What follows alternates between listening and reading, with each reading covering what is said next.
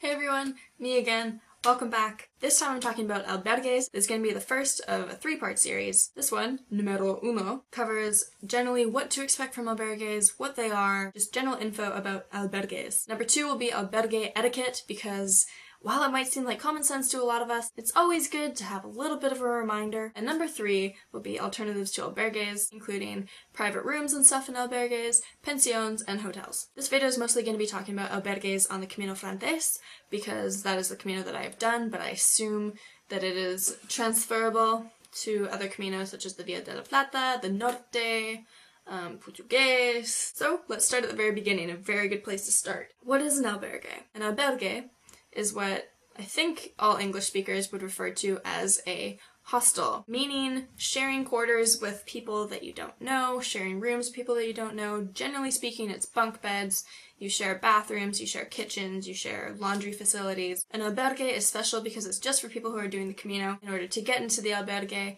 you need to have your pilgrim passport, which you can pick up at the pilgrim office in Saint-Jean-Pied-de-Port. You can get one from like the English Confraternity, the Canadian Company of Pilgrims, whatever your respective national Camino association is. I think you can also pick them up at churches and other albergues along the way. You encounter two different types of albergues on the Camino de Santiago, municipal and private. So here's some of the difference between municipal and private. Municipal is, I think, somewhat government subsidized and is therefore not-for-profit and is, generally speaking, cheaper than private albergues. It ranges from donativo, which is by donation, does not mean free, to sometimes on the more expensive end, about 10 euros. But I would say that the average for a municipal albergue is about 5 or 6 euros. Private albergues are more expensive, they are for profit, and all the ones that I found were about 9 or 10 euros for a dorm bunk. However, private albergues have more options. They have kind of a sliding scale of price that depends on how many other people are sleeping in the room with you. In some private albergues, you can get a private room, but I found that just kind of the cheapest bed at a private albergue is about 9 or 10 euros. In each Camino town, I think there's one municipal albergue, and all the other ones are private. In some towns, there's like 9 or 10 private albergues, especially once you get into Galicia, where it gets really, really busy. Municipal ones, you cannot make reservations for. It's first come, first serve. People line their packs up outside, and when it opens, whoever's at the front of the line goes in first, and if you're at the back of the line and they fill up, too bad, keep looking. However, sometimes they're really nice, and you know, if everything is full, they'll pull out some mattresses or something and find room for you on the ground somewhere. Private albergues do take reservations. You can call a day or two ahead and book a room or a bed if you feel like you need the peace of mind of making sure that you have a bed the next day.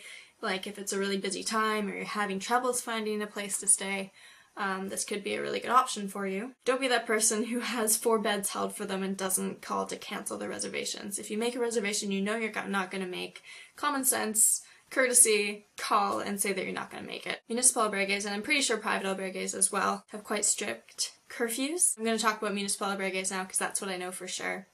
Municipal albergues, lights out at 10 or 10:30 p.m. If you're not cool with that, get a private room somewhere else, because usually the lights are out before that, to be honest, because people get up early and they're tired and they go to bed really early. And also in the mornings you're expected to be out by 8 or 8:30, so the hospitaleros can clean up and get ready for the next batch of pilgrims. So please do respect these rules. You will find them posted all around the albergues, but they're generally 8-ish, 10-ish. Municipal albergues open between about 11 a.m. and 3 p.m. People often ask me what my favorite albergues are, what my least favorite albergues are. There are some albergues that are just objectively really nice. The municipal albergues in Roncesvalles, Pamplona, Santo Domingo de la Calzada, and Burgos are all really, really nice. All of them are quite big, they're multiple level. The one in Roncesvalles, Pamplona, and Burgos keep you in kind of a cubicle style where like the walls go up almost to the ceiling, and it makes it feel much more private rather than just like a giant room with like barely much space in between bunk beds and stuff. Those ones are all really nice because they have nice kitchens, nice place to hang out, like nice courtyard or nice like lounge area. The one in Santo Domingo has leather couches and a TV.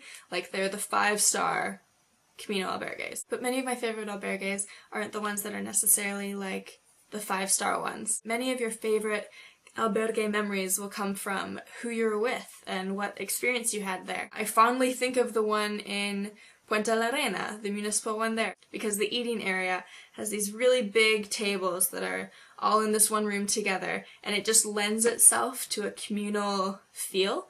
And I will just always fondly remember like big multinational, multilingual sing-alongs and just everyone sharing wine, and I became everyone's favorite person because I had a corkscrew, made a lot of friends that night, and it's just, I mean, it's a fine albergue, but there's not that much that stands out about it, but I have good memories about it because I had good times there. And same with bad albergues. Just because I had a bad experience somewhere doesn't mean that I would tell people to avoid it necessarily. Because, especially with the municipal albergues, the hospitaleros that work there are volunteers, and I think they cycle about every 2 weeks or so. And so if you just had a bad experience with a person who was grumpy or whatever, it doesn't reflect on the albergue itself. Similarly, if it's dirty or whatever, it's just could be fleeting. It doesn't necessarily mean it's a terrible albergue. And I'm sure your least favorite albergue will be someone else's favorite albergue. So I'll see you soon for my next installment, which will be albergue etiquette. I hope this was useful. Leave me a comment down below telling me if it was or was not, or ask me any other questions or whatever. I'm down there. Come join me. Talk to me. Let's get a conversation going. I will see you guys very soon. Thank you for watching.